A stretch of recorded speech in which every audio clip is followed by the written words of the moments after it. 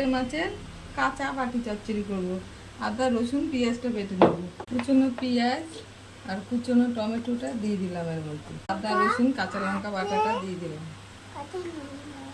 দিলাম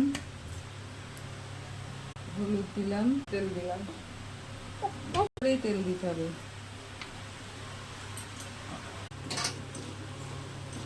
এবার কাঁচা মাছগুলো এর মধ্যে মাখিয়ে নেবো, জল দেবো না কিন্তু। অল্প একটু চিনি দিলাম, ভালো করে মাখিয়ে এবার উনুনে চাপিয়ে দেবো। এবার একটু ঢাকা দিয়ে রেখে দেবো, করে দিয়ে ঢাকা দিয়ে রেখে দেবো। 10 মিনিট তো লাগবেই,